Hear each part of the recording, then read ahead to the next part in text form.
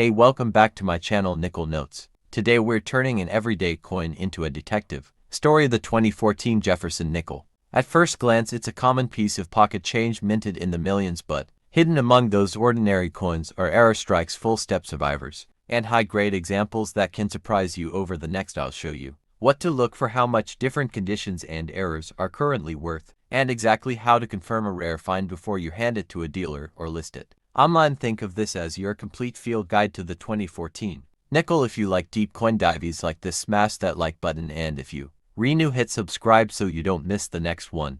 Let's get started. First, the basics that set the price floor. The 2014 Nickels were produced at multiple mints: Philadelphia P, Denver D, and San Francisco. Proof issues and total mintages are in the hundreds of millions for the circulation strikes, because so many were made. Typical circulated 2014 Nickels are worth only face value or a few cents above face for collectors. The everyday common examples are not valuable. However, that high mintage is also why collectors prize sharp, high-grade survivors and unusual die errors. These are rare relative to the huge run of common circulated pieces, and they drive the real premiums. What should you expect to see if you check prices for common circulated 2014 P or D Nickels? Values usually sit around face value up to a few tenths of a dollar, say $0.251 in average circulated grades. Uncirculated pieces of MS60 and MS63 are often a few dollars, while top uncirculated examples with full steps or high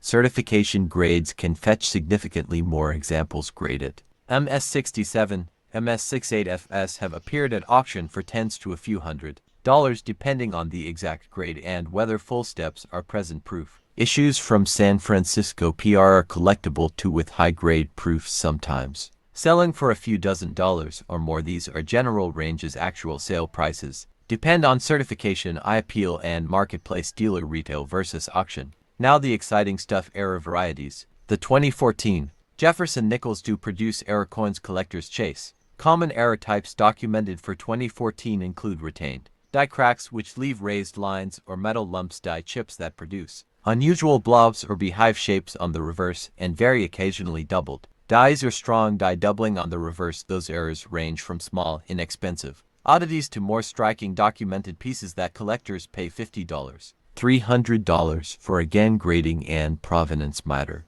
If you find a coin with a clear die crack or a dramatic die chip, photograph it and compare it to known examples before accepting a dealer's lowball. One attribute that routinely commands a premium for Jefferson Nickels is the so-called full steps on Monticello's reverse. Full steps means each of the horizontal steps leading up to Monticello is sharply struck and fully separated. It's a sign of a strong strike and careful handling. For modern Nickels like 2014, full steps examples in high grades are uncommon relative to the overall mintage, so collectors looking to assemble date and mint sets often pay extra for them. If you're trying to build a set or sell to a full step specialist, that detail can multiply a coin's value compared to a visually similar coin without full steps. Let's ground those claims with real auction evidence. Certified MS68 examples of 2014 Nickels with full steps have sold at auction in the low hundreds. There are auction records of NGC, PCGS certified examples reaching several $100s in exceptional cases. Lower high-grade sales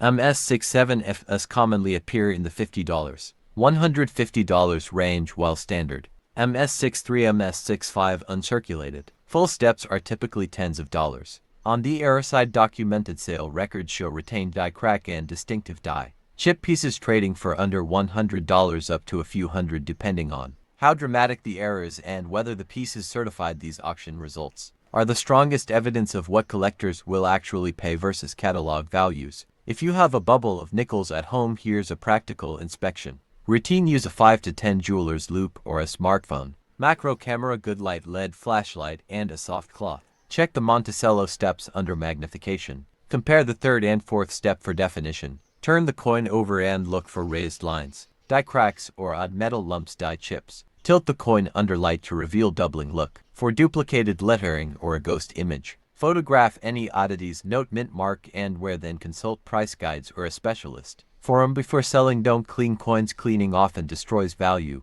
This hands-on check will catch most of the valuable survivors without advanced equipment. If you find something that looks promising, the next decision is grading and certification. Sending a piece to NGC or PCGS can confirm authenticity and grade, and certification tends to increase buyer confidence, but the grading cost can exceed the coin's value for low-value finds, so choose carefully. For truly exceptional pieces, dramatic error, MS67FS, or an unusual proof, certification is often worth it because auctions and advanced collectors will pay a premium. For modest finds, document the coin with photos and test local dealer prices, then consider listing on a marketplace with a clear condition description. Always get multiple offers for anything you think is worth over $50. Selling channels matter. Auctions, heritage, great collections, and reputable dealer marketplaces often bring the best prices for certified high-end coins. eBay can work for raw coins but requires careful listing and buyer protection. Check completed sales to set a realistic price.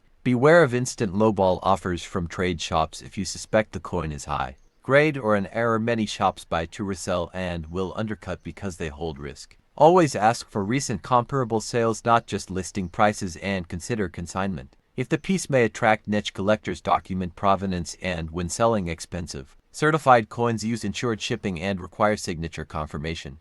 To wrap up, most 2014 nickels are common and worth little beyond face value, but keep an eye out for full steps, high certification, grades, and dramatic die type errors. Those are the coins that move from pocket change to collector premiums. If you enjoyed this close look and found the video helpful, please subscribe and ring the bell. I'll be doing a subscriber giveaway next month. One certified full steps nickel and a coin grading guide ebook. Drop a comment with your finds or post photos on my community tab. I'll review promising submissions in an upcoming video. Thanks for watching and good luck hunting those hidden gems in your spare change.